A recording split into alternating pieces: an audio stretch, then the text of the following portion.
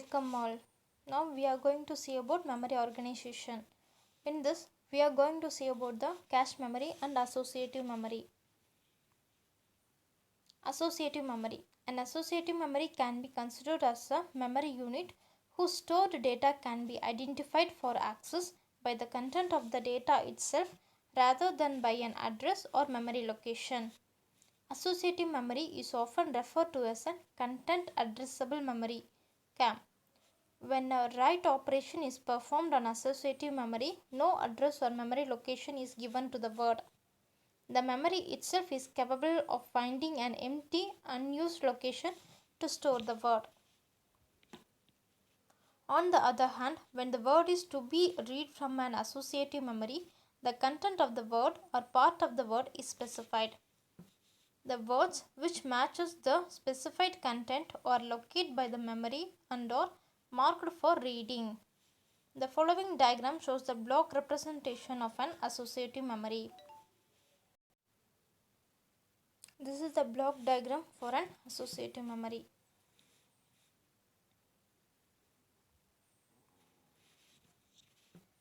From the block diagram, we can say that an associative memory consists of a memory array and logic for m words with n bits per word. The functional registers like the argument register A and key register K each have n bits, one for each bit of a word. The match register M consists of a m bits, one for each memory word. The words which are kept in the memory are compared in parallel with the content of the argument register. The key register K provides a mask for choosing a particular field or key in the argument word. If the key register contains a binary value of all ones, then the entire argument is compared with each memory word. Otherwise, only those bits in the argument that have ones in their corresponding position of the key register are compared. Thus, the key provides a mask for identifying a piece of information which specifies how the reference to memory is made. The following diagram can represent the relationship between the memory array and the external registers in an associative memory. This is the diagram which explains the associative memory of m word, n cells per word. The cell present inside the memory array are marked by the letter C with two subscripts. The first subscript gives the word number and the second specifies the bit position in the word. For instance, the cell Cij is the cell for bit j in the word I. A bit aj is in the argument register is compared with all the bits in column j of the array provided that kj equal to 1. This process is done for all columns j equal to 1, 2, 3 to the n. If a match occurs between all the unmasked bits of the argument and the bits in word I, the corresponding bit mj in the match register is set to 1. If one or more unmasked bits of the argument and the word do not match, mj is clear to 0. Cache memory. The data or content of the main memory that are used frequently by CPU are stored in the cache memory so that the processor can easily access the data in a shorter time. Whenever the CPU needs to access memory, it first checks the cache memory. If the data is not found in the cache memory, then the CPU moves into the main memory. Cache memory is placed between the CPU and the main memory.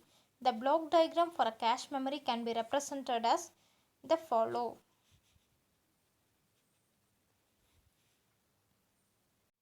The cache is the fastest component in the memory hierarchy and approaches the speed of CPU components. The basic operation of a cache memory is as follows. When the CPU needs to access the memory, the cache is examined. If the word is found in the cache, it is read from the fast memory. If the word addressed by the CPU is not found in the cache, the main memory is accessed to read the word. A block of words one just accessed is then transferred from main memory to cache memory. The block size may vary from one word to about 16 words adjacent to the one just accessed. The performance of the cache memory is frequently measured in terms of quantity called hit ratio. When the CPU refers to memory and finds the word in cache, it is said to produce a hit. If the word is not found in the cache, it is in main memory and it counts as a miss. The ratio of the number of hits divided by the total CPU references to memory is the hit ratio. Level of memory. Level 1 or register. It is a type of memory in which data is stored and accepted that are immediately stored in CPU.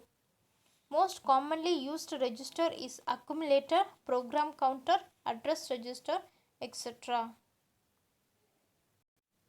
Level 2 or cache memory. It is the fastest memory which has faster access time where data is temporarily stored for faster access. Level 3 or main memory. It is memory on which computer works currently. It is small in size and once power is off, data no longer stays in the memory. Level 4 or secondary memory. It is external memory which is not as fast as main memory, but data stays permanently in this memory. Cache performance. When the processor needs to read or write a location in main memory, it first checks for a corresponding entry in the cache.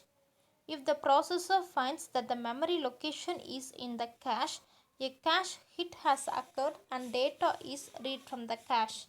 If the processor does not find the memory location in the cache, a cache miss has occurred. For a cache miss, the cache allocates a new entry and occupies in data from main memory. Then the request is fulfilled from the content of the cache. The performance of cache memory is frequently measured in terms of the quantity called hit ratio. Hit ratio equal to hit divided by hit plus miss equal to number of hits divided by total access. We can improve cache performance using higher cache block size, higher associativity, reduce miss rate, reduce miss penalty, and reduce the time to hit in the cache. Cache mapping. There are three different types of mapping used for the purpose of cache memory, which are as follows: direct mapping, associative mapping, and set associative mapping. Direct mapping. The simplest technique, known as direct mapping, maps each block of main memory into only one possible cache line. Otherwise, in direct mapping, assign each memory block to a specific line in the cache. If a line is previously taken up by a memory block, when a new block needs to be loaded, the old block is trashed. An address space is split into two parts, index field and tag field. The cache is used to store the tag field, whereas the rest is stored in the main memory. Direct mapping's performance is directly proportional to the hit ratio. For purposes of cache access, each main memory address can be viewed as consisting of three fields. The least significant W bits identify a unique word or byte within a block of main memory. In most contemporary machines, the address is at the byte level. The remaining S bits specify one of the two S blocks of main memory. The cache logic interprets these S bits as a tag of SR bits and a line field of R bits. This latter field identifies one of the m equal to 2 or lines of cache. Functional diagram and the block diagram. The below diagram explains about the functional diagram of the direct mapping. It explains about the block diagram. Associative mapping. In this type of mapping, the associative memory is used to store content and addresses of the memory word. Any block can go into any lines of the cache. This means that the word ID bits are used to identify which word in the block is needed, but the tag becomes all of the remaining bits. This enables the placement of any word at any place in the cache memory. It is considered to be the fastest and the most flexible mapping form. The below diagram is the block diagram for set associative mapping.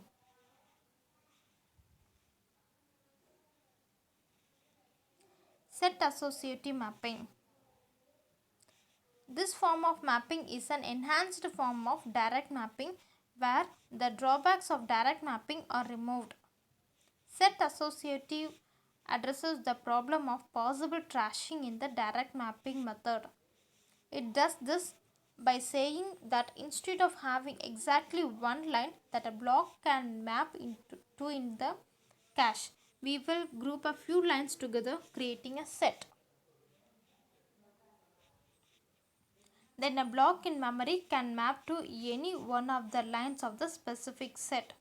Set associative mapping allows that each word that is present in the cache can have two or more words in the main memory for the same index address.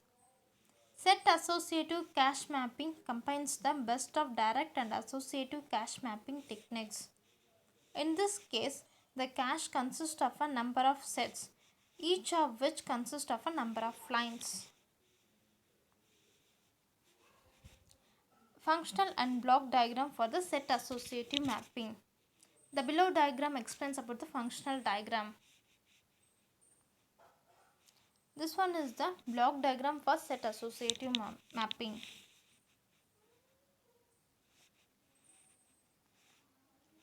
Types of cache. Primary cache. A primary cache is always located on the processor chip.